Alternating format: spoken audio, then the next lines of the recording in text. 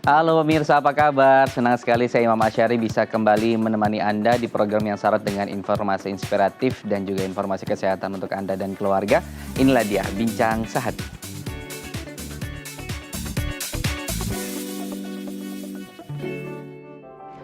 Ya pemirsa Bincang Sehati, siapa yang anak-anaknya kemarin pas lebaran nangis saat harus berkunjung bersilaturahmi atau masih menangis kemudian saat digendong dengan orang lain atau ketika mereka bermain dengan anak-anak seusianya masih kurang mengerti emosional satu dan lainnya. Bisa jadi kemudian kita kurang nih memberikan keterampilan sosial kepada anak-anak dan kita baru menyadari saat mereka kemudian melakukan sosialisasi usai pandemi gitu. Sekalipun sekarang masih pandemi ya.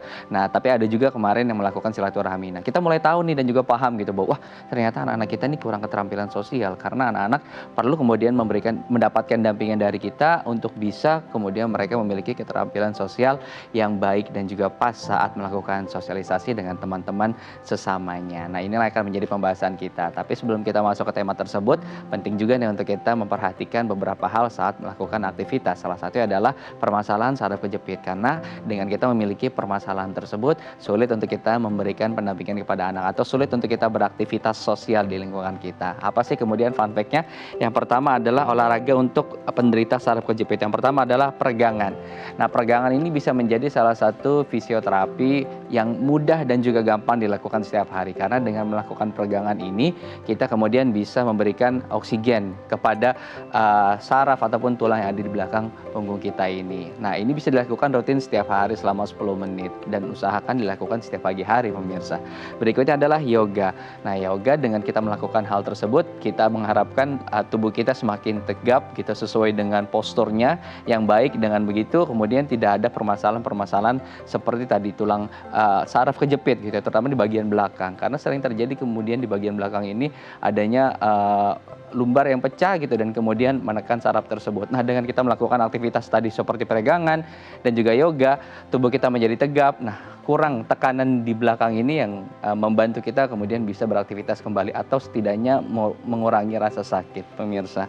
Berikutnya adalah berenang. Berenang salah satu olahraga yang paling disarankan untuk mereka yang memiliki permasalahan saraf kejepit karena dengan berenang ini kekuatan leher akan semakin kuat dan dengan begitu akan juga mengurangi rasa sakit atau membantu menopang gitu ya bentuk tubuh yang lebih baik sehingga kita tidak lagi gitu mengalami saraf kejepit sekalipun gitu.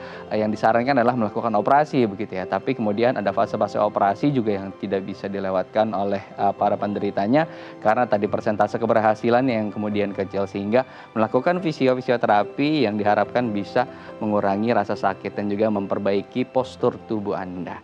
Berikut adalah latihan penguatan punggung. Nah, ini penting karena dengan kita melakukan latihan untuk hal-hal seperti penguatan punggung, membantu kemudian mengurangi tekanan di belakang tadi. Apa sih olahraga ringannya?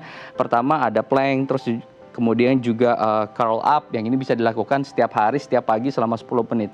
Olahraga seperti ini bisa rutin dilakukan pagi ataupun saat Anda beraktivitas pagi bisa melakukannya di sore hari. Tinggal diatur saja waktunya seperti apa. Tapi sebisa mungkin setiap hari melakukan hal yang sama. Atau juga bisa menggunakan seperti korset begitu ya untuk membantu Anda membentuk kembali ketika Anda duduk, kemudian tidak duduk sembarangan seperti misalnya terlalu meneguk ke belakang gitu. Tapi dengan adanya korset tadi bisa membantu Anda supaya duduknya lebih tegap dan postur lebih bagus.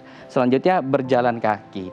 Berjalan kaki juga bisa menjadi olahraga ringan yang Anda terapkan selama beraktivitas di pagi hari. Ini bisa membantu juga kemudian menyuplai oksigen ke dalam tulang Anda dan juga tadi bisa membantu Anda membentuk kembali postur tubuh. Tapi pastikan Anda melakukan olahraga jalan yang benar gitu ya. Jangan sampai kita sudah melakukan aktivitas tersebut setiap hari tetapi ternyata cara yang kita gunakan ini salah. Nah, nanti kita akan bahas satu persatu bagaimana olahraga-olahraga tadi bisa kemudian bermanfaat untuk setidaknya mengurangi rasa sakit pada penderita saraf kejepit. Kita akan membahas nanti di segmen berikutnya. Untuk Anda yang tertarik dengan tema kita hari ini, Anda bisa menghubungi kami di 021 290 32644 atau bisa melalui Instagram kami di @bincangsehati.tv. Saya harus break dulu. Jangan kemana-mana, tetap bersama kami di Bincang Sehati.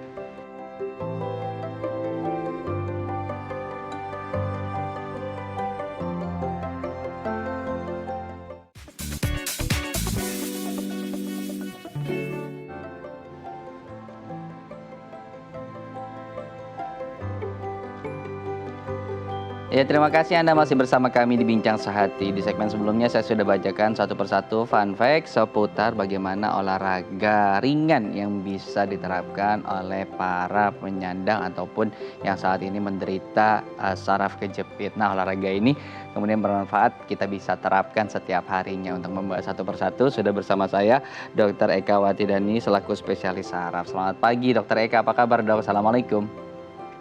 Waalaikumsalam, selamat pagi Mas. Baik, Dokter Eka, sekarang permasalahan saraf kejepit sepertinya bukan hanya dirasakan oleh orang-orang di usia 40 tahun ke atas gitu ya. Bahkan yang muda-muda nih sudah mulai banyak nih kasus-kasus seperti saraf kejepit. Baik misalnya postur sejak mudanya tidak bagus saat duduk atau mengangkat beban terlalu berat gitu. Akhirnya sekarang sudah banyak anak-anak muda juga yang merasakan penyakit seperti ini, saraf kejepit. Nah, ada beberapa olahraga ringan Dok yang akan kita bahas untuk kemudian meringankan atau bahkan menjadi terapi gitu ya untuk mereka. Yang pertama adalah peregangan. Sebetulnya peregangan seperti apa Dok yang bisa diterapkan oleh para penderita saraf kejepit ini agar kemudian mengurangi rasa sakit yang mereka rasakan Dok? Ada banyak peragangan ya yang bisa kita terapkan. Misalnya kalau misalnya pasien merasa mengeluh sakit di Hmm. daerah leher atau di daerah bahu atas, dia bisa melakukan peregangan yang singkat, walaupun hanya dengan duduk, misalnya dengan stretch trapezius. Jadi Hmm. bahunya diangkat, digerakkan, sekitar mungkin ditahan sekitar 1 menit, terus diganti dengan bahu yang satunya, seperti itu. Itu saja sudah cukup membuat Hmm. ototnya Hmm. menjadi lebih rileks. Hmm. Jadi nyeri di daerah leher dan bahu sudah bisa lebih teratasi, Hmm. Oke. Mas. Jadi untuk meluruskan ini fisioterapi untuk menyembuhkan kalau peregangan atau hanya sebatas tadi mengurangi rasa sakit saja yang dirasakan saat kemudian saraf itu tertekan? Nah, jadi sebenarnya gini, kalau untuk pengobatan terapi saraf kejepit, sebelumnya Hmm. pasti kita akan kasih obat dulu kan. Ya, betul. Kita kasih obat dulu inflamasinya, biar ototnya tidak terlalu Hmm. kaku. Hmm. Nah, olahraga yang dilakukan itu hanya sebagai maintenance. Jadi Hmm. untuk sehari-hari yang harus dilakukan. Nah, yang tadi itu bisa dilakukan sendiri di rumah, tidak harus Hmm. fisioterapi ke rumah sakit. Jadi Hmm. kita bangun tidur, kita mau tidur, kita bisa lakukan minimal sehari 2 kali, kita bisa lakukan olahraga-olahraga ringan seperti peregangan-peregangan pada bahu, pada leher, ataupun pada punggung bawah bisa kita Hmm. lakukan. Oke, baik. Tergantung tadi posisi terjepitnya di Ya, mana gitu ya. letaknya Hmm. daerah mana, itu bisa Oke. kita lakukan sendiri.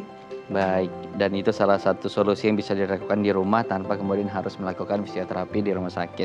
Yang kedua adalah yoga.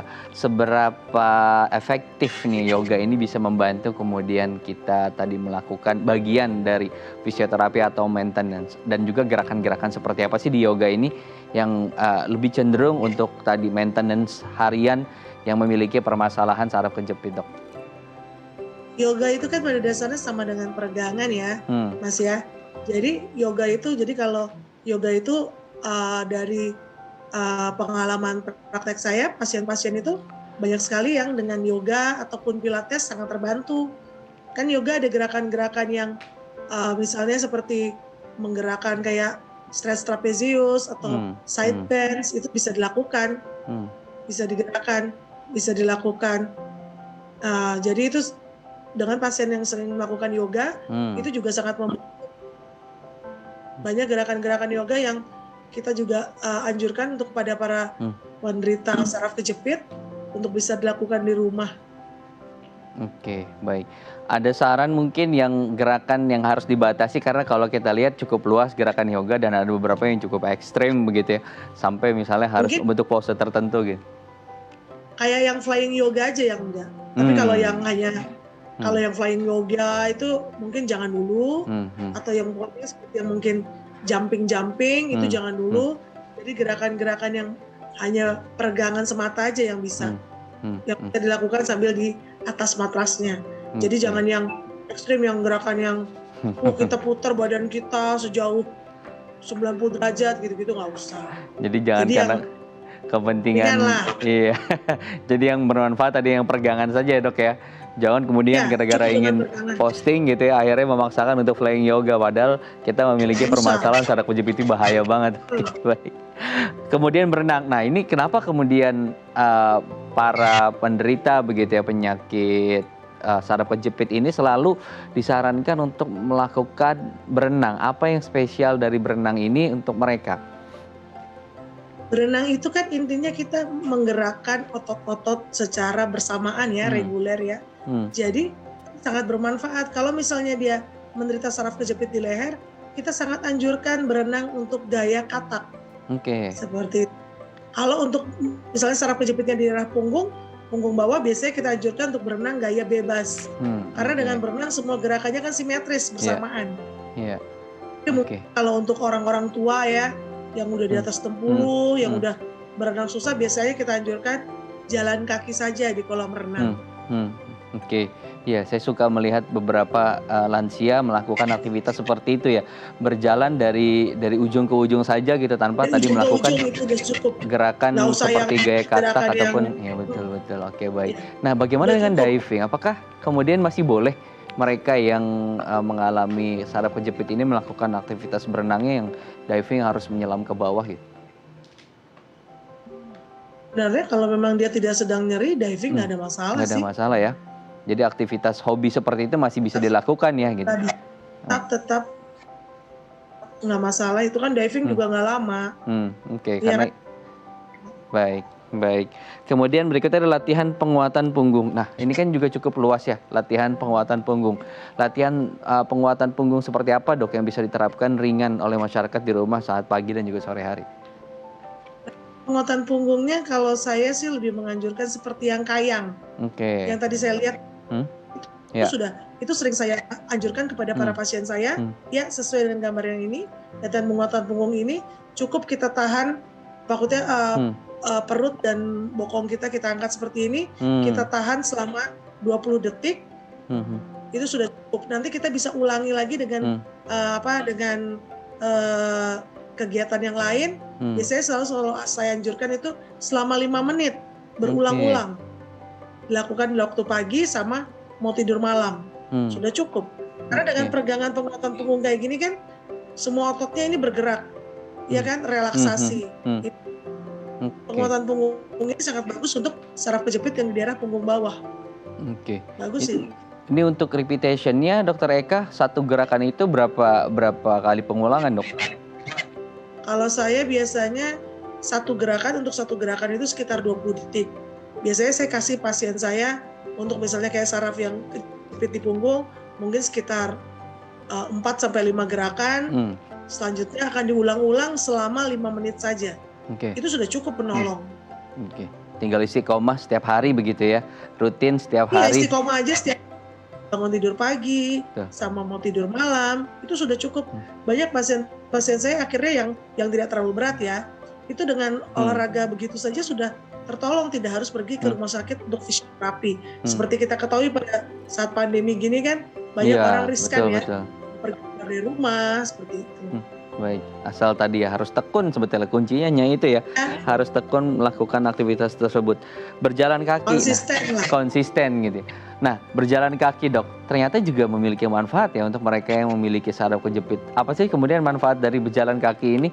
Dan juga cara berjalannya gimana dok? Karena kita tahu terkadang kita menggunakan tapal belakang begitu ya. Yang benar apakah seperti itu atau justru harus lebih condongkan badan ke depan gitu?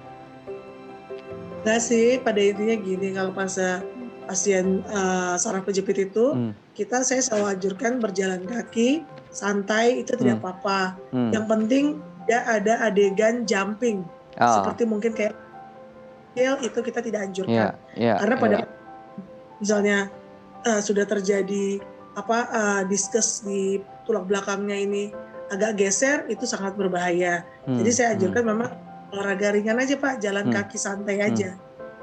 Oke, jalan kaki santai. Kuncinya cuma itu aja ya. Jadi jalan kaki santai cukup gitu ya. Oke. Apakah saat aktivitas seperti itu kemudian harus menggunakan, kalau yang di lumbar ya gitu, harus menggunakan korset seperti itu atau bebas saja boleh gitu? tergantung Kasusnya gitu. kerusakannya ya. Kita lihat kasusnya ya. Kalau memang yang sudah berat, kita selalu anjurkan, maksudnya sudah mulai ada terjadi protrusion, artinya diskusnya sudah mulai terlibat, sudah mulai geser, kita selalu anjurkan untuk memakai lumbal support. Tujuannya biar maksudnya diskusnya tidak makin tergeser. Jadi biasanya kalau yang sudah seperti itu, kita selalu anjurkan untuk memakai lumbal support, terutama pada waktu posisi-posisi yang statis lama, misalnya dia duduk lama, kerjanya duduk lama, atau juga kayak pada pekerja-pekerja pabrik, saya banyak juga dapat kasus mereka ternyata berdiri kan lama, atau pada dia kan tidak duduk tuh lama, berdiri lama dalam waktu 6 jam, kita selalu anjurkan untuk pakai lumbal support. Baik, jadi ada kondisi tertentu dan aktivitas harian tertentu yang kemudian disarankan untuk menggunakan lumbar support. Oke, baik. Dan itu juga sekarang sepertinya sudah sangat slim dan kita pakai di dalam pun tidak terlihat ya Dok ya sekarang ya. Beda kemudian dengan udah alat. Tipis sekarang. Tipis ya. Dulu kan zaman dulu kan tebel gitu ya. Kan? Jadi mau pakai apapun kelihatan jadinya gitu ya. Oke, baik. Baik, Dokter Eka terima kasih. Dengan teknologi baru, bagus banget. Baik. Dokter Eka terima kasih sudah berbagi informasi di Bincang Sehati kali ini. Banyak sekali informasi yang bisa diterapkan langsung, diaplikasikan langsung oleh masyarakat di rumah, terutama mereka yang memiliki permasalahan tadi saraf kejepit. Gitu. Terima kasih Dokter Eka, selamat beraktivitas kembali. Salam untuk teman-teman sejawat dan juga salam untuk keluarga di rumah. Terima kasih Dokter. Sama-sama, terima kasih. Ya, pemirsa, usai jeda nanti kita akan membahas bagaimana kemudian kita mendampingi anak agar mereka memiliki keterampilan dalam kegiatan sosial mereka sehari-hari. Untuk Anda yang tertarik dengan tema kita hari ini, Anda bisa menghubungi kami di 0291 290 3244 atau bisa melalui Instagram kami di @bincang_sehati.tv. Saya harus jeda dulu, jangan beranjak dari televisi Anda, tetap bersama kami di Bincang Sehati.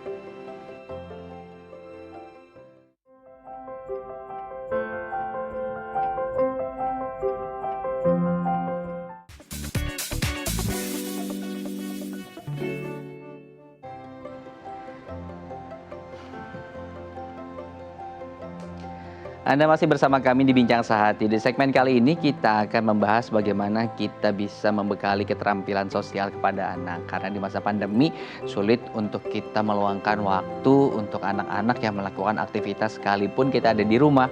Karena kemudian bahaya COVID-19 ini yang membuat kita tidak mengizinkan mereka berinteraksi dengan teman-teman sesamanya begitu. Nah, kemudian kita sadar bahwa loh, kok anak kita ketika ketemu sama orang lain nangis, loh, kok ketika dia bertemu dengan temannya bermain gitu sering berantem, tidak paham secara emosional lawan bermainnya. Nah, ini ada yang salah berarti. Apa yang salah? Nah, ini akan jadi pembahasan kita hari ini. Sudah bersama saya Mbak Arta Fanti selaku psikolog dari NES. Selamat pagi Mbak Arta, apa kabar? Selamat pagi. Baik, Mbak Arta, kita akan bahas seputar bagaimana kita memberikan keterampilan sosial kepada anak-anak. Karena baru mulai nyadar nih ketika kemarin melakukan silaturahmi bahwa anak kita keterampilan sosialnya kok kurang baik gitu ya. Nah, tapi sebelum kita masuk ke tips dan juga bagaimana penanganannya, boleh dijelaskan dulu sedikit Mbak, apa sih kemudian keterampilan sosial itu terutama untuk anak-anak ya? Ya, sebenarnya kan kita sebagai makhluk sosial nih ya Mas ya, kayak kita manusia nggak bisa hidup sendiri tentunya gitu ya. Nah, keterampilan sosial ini adalah keterampilan yang memungkinkan anak untuk paling awal tuh mulai dulu dengan dirinya sendiri nih, percaya diri dulu nih dengan dirinya, mantap dulu dengan dirinya, sehingga ketika dia ke lingkungan sosialnya, ketika dia bertemu sama orang lain, nah itu di situ baru kita lihat ada banyak hal aspek-aspek lain, seperti misalnya bagaimana dia berempati sama temannya, berempati sama lingkungannya, dan bagaimana dia berperilaku sesuai dengan norma sosialnya gitu. Seperti itu sih Mas, banyak sih sebenarnya. Bagaimana dia tidak memotong pembicaraan misalnya gitu, itu juga bisa. Gitu. Baik, wah sampai dengan tahap seperti itu sebetulnya ada usia-usia tertentu ya. Tapi usia berapa sih kita sudah bisa mulai memberikan keterampilan kepada anak-anak, atau dari misalnya mereka balita juga sudah bisa kita berikan pembekalan tersebut? Dari balita sudah bisa Mas, betul kan, seperti kalau misalnya dia kenal sama orang lain itu tidak terlalu takut misalnya gitu, karena kan sebenarnya ketika masih bayi itu kan anak itu yang penting tuh butuh tempat yang safe, yang aman gitu ya. Jadi dia butuh sebenarnya mengetahui bahwa dunia ini tuh aman, totally aman untuk dia seperti di dalam rahim gitu ya. Kan bagaimana kita sebagai orang tua, sebagai orang yang ada di lingkungan dia juga membuat anak tuh ya memang aman gitu, bahwa kamu nggak apa-apa kok kalau misalnya kamu interaksi sama orang lain gitu. Nah itu secepat mungkin, semakin dini itu semakin baik gitu. Nah jadi memang paling penting itu ya memang semakin cepat kita bisa memberikan itu juga ke anak gitu, memastikan bahwa memang dia tuh aman untuk interaksi dengan orang lain dan aman dengan interaksi dengan kita juga gitu. Oke, baik. Jadi sedini mungkin sebetulnya bisa kita kenalkan, tapi caranya yang beda nih. Nah, pertanyaannya untuk yang usia misalnya di bawah 1 tahun atau di bawah 5 tahun gitu, sampai dengan di atas 5 tahun, bagaimana sih cara-caranya, apa yang membedakan gitu? Kalau yang 1 tahun masih di bawah 1 tahun gitu kan, memang pada umumnya pasti dia akan lebih nyaman sama orang tua gitu ya Mas ya. Walaupun mungkin kalau misalnya tadi ya, kalau misalnya Idul Fitri gitu ya, atau misalnya kita ketemu sama keluarga, enak kalau misalnya bisa dibantu gitu ya. Kalau misalnya memang ada yang bantu untuk menggendong, terus bisa berinteraksi sama orang lain gitu ya. Tapi memang pada dasarnya kalau masih sampai sekitar umur 2-3 tahun, dia akan masih egosentris, karena biasanya anak-anak itu masih cenderung memikirkan dirinya sendiri. Jadi biasanya untuk sharing itu tuh masih lebih susah. Makanya kan isu-isu seperti misalnya rebutan mainan itu biasanya ada di umur-umur segitu kan ya. Jadi misalnya kita play date gitu kan, misalnya mainan bareng gitu sama anak-anak lain, itu rebutan mainan nangis gitu kan. Nah itu karena memang mereka masih egosentris gitu. Tapi tidak ada salahnya kita juga memberikan pembelajaran ke mereka bahwa sharing is important gitu. Jadi kayak mereka juga perlu untuk share, untuk berbagi sama teman yang ada di depannya dia gitu. Nah semakin dini kita bisa kan misalnya berbagi dengan berbagi makanan misalnya gitu, berbagi dengan orang tua gitu kan, itu juga bisa dari kecil. Kalau misalnya memang terbatas nih kita lagi di rumah gitu kan ya. Nah semakin kecil kita bisa seperti itu, tapi nanti semakin besar itu semakin kompleks, karena kan ini persiapan untuk nanti dia remaja, untuk nanti dewasa seperti kita seperti ini ya Mas ya. Kita kan juga baru kenal, tapi kita juga ada interaksi sosialnya nih gitu kan ya. Jadi bagaimana secara nanti developing mereka bisa memahami itu, dan mereka juga jadi paham gitu bahwa memang yang penting itu seperti apa gitu. Juga ada soal nonverbal. Jadi kalau semakin dini itu biasanya nonverbal berkaitan sama emosi gitu. Jadi gimana raut muka gitu kan. Kadang-kadang ada beberapa anak tuh juga yang bisa salah gitu membaca bahwa oh ternyata mamaku happy bukan sedih gitu. Jadi itu juga penting tuh. Jadi biasanya emosi itu tidak jauh ketika kita membahas soal interaksi sosial gitu. Jadi serapan yang mereka dapat di lingkungan itu kemudian bisa membantu untuk mereka memahami tadi komunikasi verbal dan non verbal. Dan kita sebagai orang tua harus juga menjelaskan gitu ya, bahwa ini adalah ekspresi A gitu dan ini ekspresi B gitu. Nah dengan seperti itu anak-anak kemudian jadi paham, karena sekalipun mereka tidak bisa bicara, mereka merekam ya pada dasarnya gitu apa yang ada di lingkungan. Baik. Nah kan sekarang pandemi nih Mbak Arta, kita tahu jadi susah ya aktivitasnya, bagaimana mau melakukan aktivitas dengan kerabat dekat gitu ya, tetangga agak sulit juga, entah misalnya kita membatasi atau yang bersangkutan membatasi gitu. Apa sih kemudian yang bisa diterapkan di rumah untuk hal-hal seperti keterampilan sosial ini gitu? Karena baru kaget pas ketika mereka keluar rumah Idul Fitri begitu ya, mulai loh gitu, kok tiba-tiba tidak bisa berinteraksi gitu, tidak mau main, lebih nempel sama orang tua aja gitu. Betul. Ya itu wajar banget ya Mas ya, ketika memang lebih banyak nempel akhirnya sama orang tua. Karena kan memang yang dia tahu adalah dunia yang aman ketika bersama dengan orang tua gitu ya. Tapi memang akan jauh lebih baik jika memang mulainya tuh dari rumah gitu. Karena kan memang sekarang terbatas banget nih kita ketemu sama orang-orang di luar gitu ya. Walaupun mungkin kalau misalnya anak-anak yang sudah mulai SD gitu ya, kan sudah mulai ada komunitas di sekolah gitu ya, itu sudah mulai bisa nih playdate mungkin lewat Zoom gitu kayak gini, atau lewat Google Meet gitu kan ya, lewat platform online apapun lah gitu yang bisa janjian gitu, orang tuanya bisa ngobrol gitu. Tapi kita nggak boleh lupa bahwa sebenarnya yang paling penting adalah mikrosistemnya. Jadi hal-hal yang kita bangun dulu nih sebenarnya basicnya gitu. Kadang-kadang kita tuh suka lupa gitu ya, bahwa anak itu tuh punya ketertarikan. Jadi ini kita bicara bukan anak yang baik nih ya Mas ya. Jadi misalnya yang sudah 2-3 tahun gitu ya, yang sudah mulai punya kesukaan mainannya sendiri gitu. Nah, atau misalnya dia suka beres-beres rumah, kan ada ya anak-anak yang seperti itu gitu ya. Kita bisa bersyukur sebenarnya sekali ya. kita betul. Bisa bantuin ibu di rumah gitu. Betul, betul. Nah, sebenarnya aktivitas-aktivitas seperti itu kita nggak boleh lupa tuh bahwa itu juga sebenarnya bisa membangun social skill anak. Kenapa? Karena sebenarnya anak itu kan basicnya kita tuh perlu mengajarkan bahwa sosial itu tuh kebaikan. Sosial itu tuh adalah memberikan kebaikan, memberikan suatu hal yang positif pada orang lain, gitu kan ya. Nah, jadi kita perlu sebenarnya banyak aktivitas yang bisa memancing nih supaya anak nih memunculkan kebaikan itu juga gitu.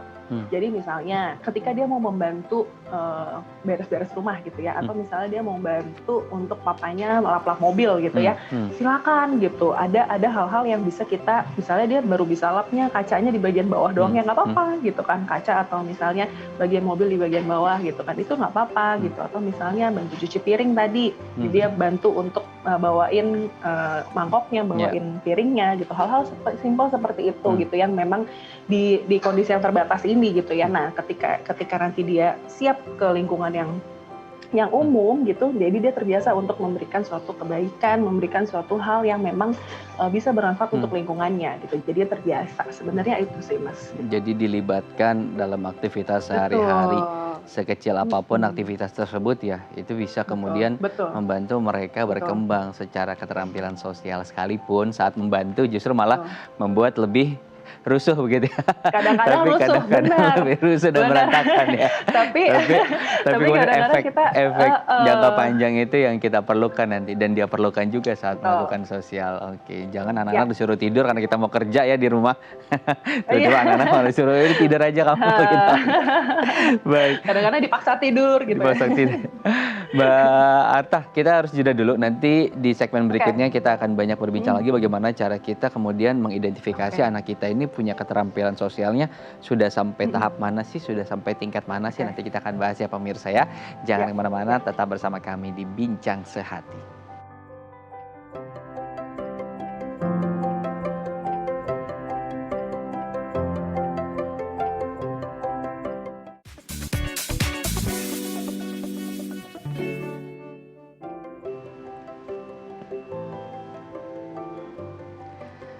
Ya, terima kasih Anda masih bersama kami di Bincang Sehati. Mbak Arta tadi sudah menjelaskan di segmen sebelumnya, ternyata dengan aktivitas di rumah yang ringan, kita melibatkan anak-anak, baik misalnya kita libatkan secara stimulus ya, atau misalnya mereka ingin menyodorkan sendiri dirinya untuk membantu. Nah, itu bisa menjadi peluang untuk kemudian kita menaikkan atau memberikan pendampingan, pendidikan terhadap aktivitas sosial mereka, sekalipun hanya aktivitas di rumah. Baik, nah Mbak Arta, selanjutnya gimana sih cara kita nih orang tua Mbak Arta untuk bisa melakukan identifikasi nih terhadap anak kita? Wah, ternyata anak kita nih sudah sampai tahap aktivitas sosial ini gitu, dan harus mendapatkan stimul seperti ini gitu. Ada nggak sih kemudian kiat-kiat dan cara-caranya Mbak Arta? Kita coba ya Mas ya. Jadi kita memang misalnya kayak tadi kalaupun terbatas gitu ya, kita playdate di platform digital gitu ya. Nanti dari situ kita bisa lihat bagaimana cara dia berbicara dengan temannya, bagaimana cara dia berkomunikasi dengan lingkungannya. Misalnya atau kalau kemarin silaturahmi lebaran gitu ya, walaupun terbatas orangnya, tapi kita bisa lihat bagaimana dia sepercaya diri apa sih dengan lingkungannya gitu. Dia bisa ngomong atau enggak sih dengan orang yang baru, atau misalnya ini orangnya pernah ketemu tapi gimana sih cara bicaranya, karena kan ini juga berkaitan sama dia tuh kira-kira tuh bicaranya tuh baik nggak ya dengan orang lain gitu. Terus interaksinya gitu, misalnya dia buang muka atau seperti apa gitu, itu identifikasi awal sih. Atau misalnya ketika diajak bicara terus bisa berinteraksi nggak ya gitu, seperti itu sih. Oke. Dan itu ada tahapan, setiap tahapan tumbuh kembang berbeda atau seperti apa? Oke. Kalau untuk setiap tahapan tumbuh kembang berbeda. Oke. Dia kemudian ada tidak sih kemudian list-list yang kalau kita kan tahu misalnya tumbuh kembang anak, dia selalu ada listnya ya, bahwa anak usia sekian sudah harus bisa sekian A, B, C, D gitu sampai dengan tahap-tahap tertentu. Nah, untuk yang keterampilan sosial ini Ada nggak sih kemudian to do list-nya seperti itu yang memang harus diperhatikan oleh parents di rumah nih? Ya, banyak banget sih Mas, kalau kita mau bicara secara tahapan perkembangan itu bisa panjang banget gitu ya.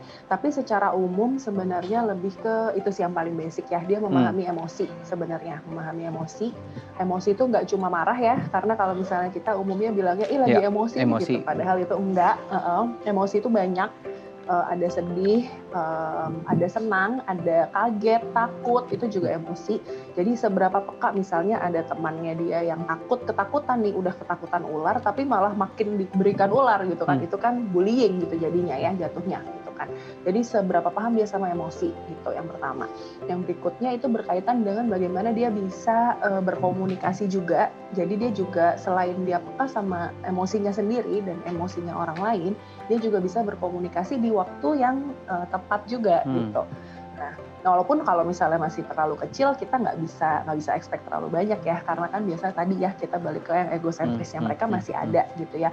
Cuma memang latihannya justru di situ, bagaimana bisa bergantian berbicara, terus bagaimana bisa dia juga tadi yang berikutnya berbagi gitu ya. Jadi kalau komunikasi kan tadi berkaitan dengan bergantian berbicara, yang berikutnya gimana juga dia bisa berbagi gitu, berbagi sama temannya gitu. Terus bagaimana dia bisa menempatkan diri gitu ya ketika memang dia sedang dibutuhkan gitu. Yang berikutnya ya empati gitu ya, yang seperti itu sih.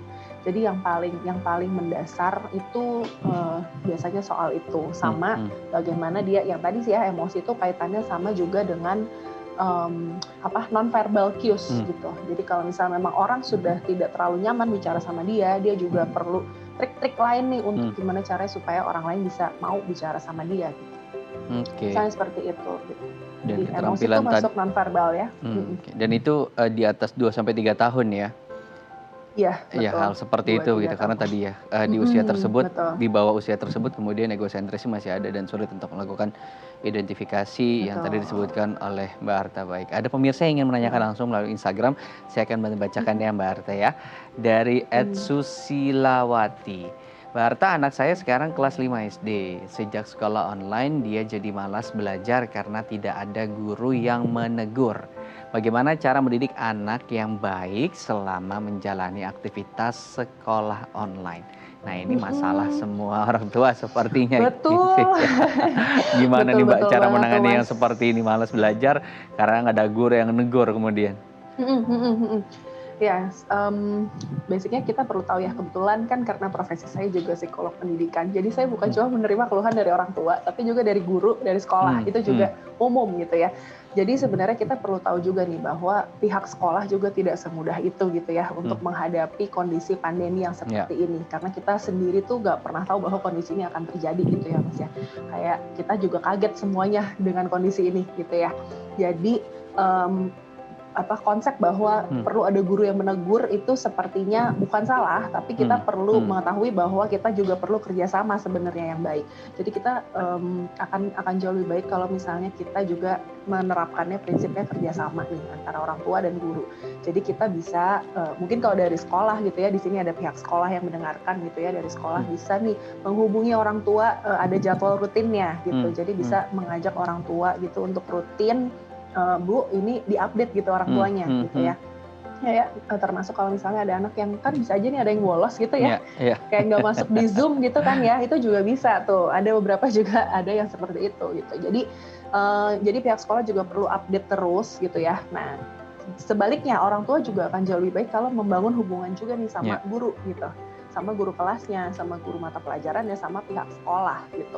Nah, selain itu kan bagian eksternal gitu ya. Tapi bagian internalnya ketika kita di rumah, yang tadi sih sebenarnya kita perlu nih mendekatkan diri lagi sama anak. Jadi kita balik lagi untuk memahami bahwa ketika memang jadi gini, tugas-tugas sekolah itu tuh sebenarnya kan tugas sekolah yang itu kan tanggung jawab ya Mas ya. Sementara kalau misalnya dia belum nyaman sama dirinya, tanggung jawab yang dilakukan itu kan tidak seenak itu yang dilakukan. Kayak kita deh mau kerja kan nggak nyaman ya Mas ya, kalau misalnya di rumah ada abis berantem gitu sama pasangan gitu ya, atau misalnya abis ada kondisi apa di rumah yang nggak enak gitu kan. Jadi ketika kita sudah nyaman, ketika sudah enak, baru kita bisa kerjain itu tugas kita, tanggung jawab kita gitu kan ya. Nah, anak juga sebenarnya itu seperti itu. Jadi buatlah kondisi sekondusif mungkin di rumah gitu. Entah itu misalnya, walaupun misalnya rumahnya tidak terlalu besar gitu ya, tapi kita bisa bikin part di mana misalnya di pojokan, satu pojokan gitu ya. Jadi dari segi fisiknya dulu nih, di pojokan anak bisa lebih fokus ini ya. tempat kamu belajar. Iya, ini tempat kamu belajar ya. Kamu belajar di sini. Jadi kita bikin spot-spot gitu. Kalau kamu makan di sini, kalau belajar di sini gitu. Nah, karena kan kita nggak biasa kayak gitu. Biasa kan di sekolah ya. Kalau di sekolah kan itu udah jelas gitu ya. Ini ruang kelas nih seperti ini gitu. Tapi kita bisa juga kalau misalnya sudah lumayan besar gitu ya, sudah lumayan SD gitu kan, sudah bisa diajak untuk interaksi komunikasi gitu ya. Kita bisa tanya ke dia, menurut kamu tuh yang belajar yang enak tuh seperti apa sih? Yuk kita ngomongin yuk gitu, supaya mama bisa bikin, ibu bisa bikin kondisi yang enak buat kamu belajar gitu. Misalnya kamu pengen ada apa gitu. Nah itu segi fisik yang kadang-kadang kita suka lupa. Kita biasanya tuh sebenarnya nggak harus ada kursi, ada meja gitu, enggak ya. Jadi misalnya dia mau tiduran pun nggak apa-apa gitu, tapi memang kondisinya ini memang dibikin untuk seperti itu gitu. Yang berikutnya jadi juga senyamannya harus ada dia jadwal. gitu. Dan tadi komunikasi dua arah juga harus dibangun gitu ya. Agar apa yang mereka harapkan kemudian secara visual bisa mereka rasakan langsung begitu ya. Oke, baik. Tapi ternyata kedisiplinan itu bagian dari keterampilan sosial gitu. Atau justru tidak, itu bagian gitu. Sebenarnya gini Mas, ketika kita mau interaksi keluar, kita sendiri juga perlu ada disiplin diri gitu ya. Jadi itu saling berkaitan sih. Ketika kita bicara soal keterampilan sosial, itu tuh sebenarnya keterampilan sosial tuh masuk ke kecerdasan. Konsep kecerdasan itu kan luas ya. Jadi misalnya bukan cuma kecerdasan kita cerdas secara matematika, secara bahasa gitu ya, tapi termasuk keterampilan sosial. Nah ini tuh nggak bisa kita jadikan satu doang nih. Kalau orang pintar secara sosial udah gini aja gitu, nggak bisa. Jadi pasti saling berkaitan gitu. Jadi mau nggak mau kita harus lihat itu sebagai memang penting juga gitu, bahwa memang satu kesatuan semua gitu. Jadi itu semua satu kesatuan begitu ya. Dan itu tadi bisa kemudian solusinya untuk masalah disiplin tadi adalah tadi membuka komunikasi dengan anak-anak, tanya kemudian apa yang mereka harapkan gitu. Nah dengan begitu mereka bisa dengan sadar begitu ya, dan juga disiplin melakukan kewajiban dia selama berada di rumah. Jadi jangan kemudian kita ngeluh aja di Instagram gitu ya. Padahal kemudian solusinya ada di diri kita sendiri. Apa sih Mbak kemudian bahayanya gitu ya ketika kita tidak memperhatikan masalah keterampilan sosial pada anak gitu? Apa bahaya ke depannya untuk si anak sendiri dan apa nanti ruginya untuk si orang tua? Wah sebenarnya banyak banget ya Mas, kalau misalnya untuk ekstrimnya, bahkan tuh seseorang bisa mungkin jadi tidak terlalu peduli sama kondisi sosial gitu ya. Jadi bisa saja dia ada tindakan kriminal atau misalnya yang ekstrim ya, itu seremnya seperti itu gitu. Karena memang dari kan tadi ya, termasuk misalnya dia tidak terlalu peduli gitu ya sama lingkungannya. Terus ketika misalnya ketemu sama temannya, dia merasa bahwa temannya ini enak nih diajak-ejek misalnya kayak gitu ya. Nah ini kan sebenarnya membawa pada hal yang negatif gitu ya. Jadi relasi dia dengan orang lain itu lebih cenderung negatif gitu. Nah hal-hal seperti ini kalau diteruskan, kan nggak kebayang ya sampai nanti dia remaja, sampai nanti dia bekerja gitu, akan relasi negatif apalagi yang dia bisa tumpuk gitu sampai nanti dia besar gitu. Karena hal-hal seperti itu sih yang sebenarnya kita nggak mau kan gitu. Makanya dari kecil ketika kita melihat bahwa oh berarti yang mesti diajarkan adalah tadi misalnya empati, rasa peduli gitu ya, rasa sharing gitu. Nah itu terus menerus mesti kita ulang memang gitu, karena kan memang kecenderungan anak kan kita nggak usah anak deh, dulu kita juga gitu ya Mas ya, maksudnya kan paling emang enak ya gitu untuk mondar-mandir gitu, seenaknya kan enak banget gitu ya, kayak nggak ada norma sosial gitu kan, kayaknya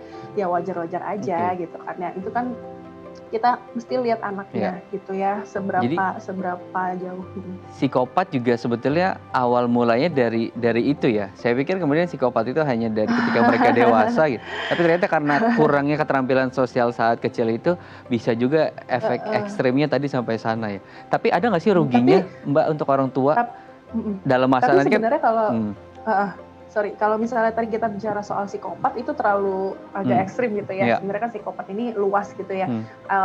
Bisa jadi juga karena lingkungannya, tapi juga bisa jadi juga ada efek-efek biologis yang kita nggak tahu gitu ya. Jadi dari awal gitu. Oke. Kalau ruginya untuk orang tua tadi, kalau kan kita tahu Nah, ketika kita tidak memberikan keterampilan sosial sejak dini, nah selama tumbuh kembang mereka berikutnya, apa sih kemudian ruginya dan sulitnya untuk orang tua nanti ke depan? Ya, kalau untuk semakin besar, semakin remaja, semakin dewasa gitu ya, ruginya bukan cuma karena kita ya. Ketika kita melihat anak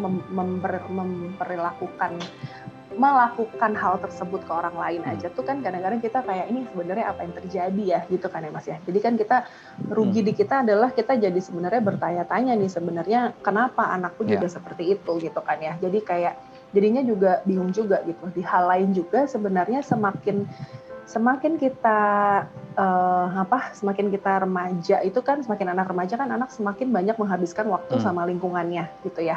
Jadi semakin minim biasanya sama kita nih orang tua gitu ya. Jadi kalau kita yang orang tua baru nih perlu disadari bahwa nanti ketika remaja dia akan semakin lama semakin jauh sama kita. Jadi semakin dewasa juga seperti itu. Jadi sebenarnya makanya tadi ketika saya bilang keterampilan sosial di anak gitu ya akan semakin enak kita bangun dulu yang kedekatan dari awal. Supaya dia tuh siap karena dia merasa dia aman di rumah, lalu dia bisa merasa dia aman di luar gitu ya. Ketika di luar pun ketika dia sudah aman nih misalnya ketika dia remaja, tapi misalnya ada kebingungan karena kan nggak mungkin ya di masa remaja dia lurus terus gitu ya. Dia ketika akan balik lagi ke rumah gitu ya karena tempat amannya ada di sana baik. Nah ini kemudian yang penting gitu dipahami kenapa kita harus membangun sejak awal baik. Kita harus jeda dulu nih Mbak Harta, kita akan sambung nanti di segmen berikutnya gitu ya. Tapi juga nanti kita akan berbagi tips bagaimana kemudian kita mengembangkan keterampilan sosial kepada anak kita. Harus jeda dulu pemirsa, jangan kemana-mana, tetap bersama kami di Bincang Sehati.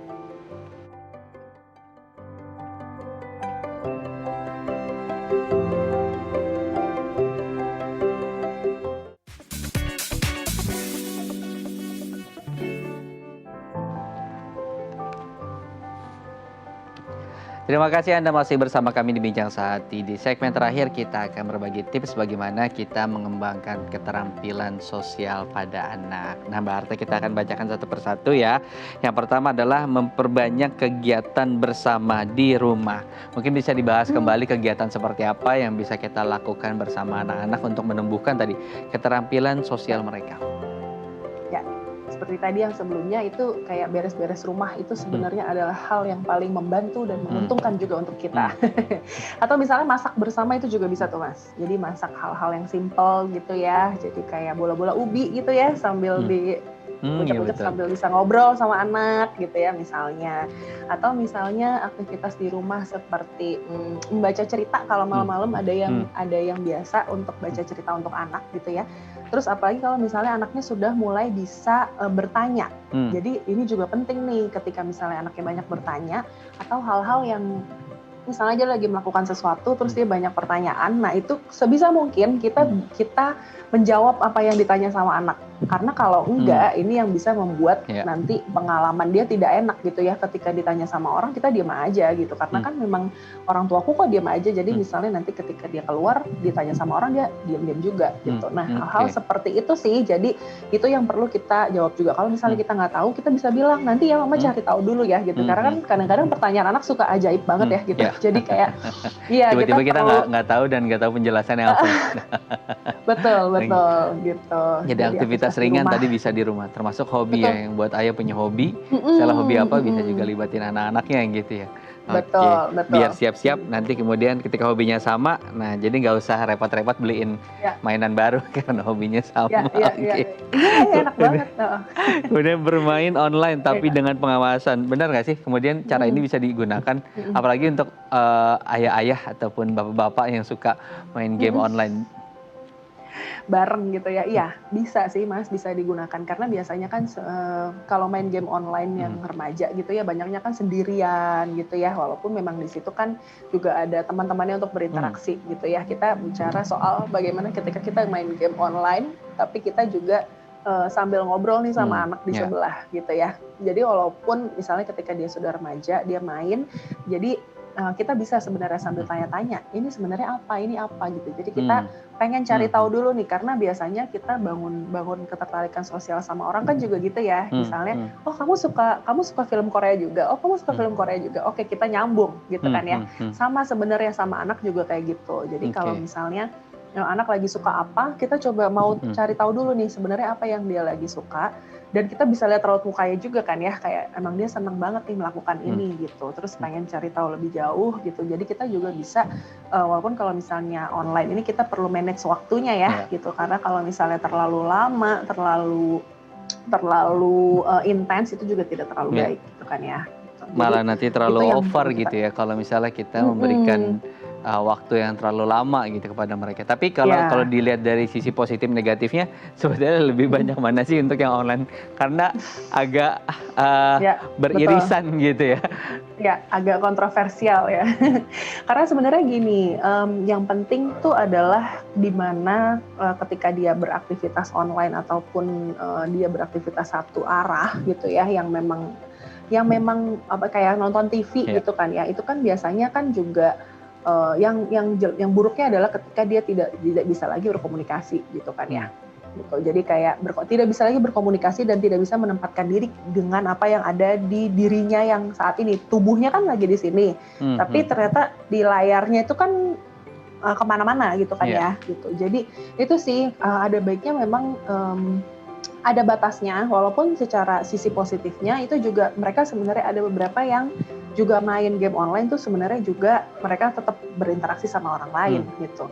Nah dari sisi itu sebenarnya kita bisa bertanya-tanya sih, lagi-lagi kita bisa jalin komunikasi sama mereka gitu ya, sebenarnya apa yang mereka cari dari sana. Jadi kita bisa tahu nih sebenarnya apa yang mereka butuhkan juga sebenarnya di segi fisiknya mereka yang ada gitu. Jadi kita perlu komunikasi, perlu cari tahu gitu. Kalau misalnya memang di sini belum nyaman, mama bisa bantu apa dan sebagainya gitu. Baik, jadi tadi ya sebisa mungkin mendapatkan pendampingan yang baik. Nah, masih banyak kemudian tipsnya, tapi ternyata waktu kita sudah habis, Mbak Arta. Terima kasih sudah berbagi informasi seputar bagaimana kita memberikan keterampilan sosial bagi anak-anak kita. Terima kasih, Mbak Arta. Ya. Thank you, Mas. Ya, pemirsa, usai sudah perjumpaan kita hari ini, kita akan bertemu lagi di Bincang Sakti dengan tema yang berbeda. Saya Mama Syarif pamit. Terima kasih, sampai jumpa.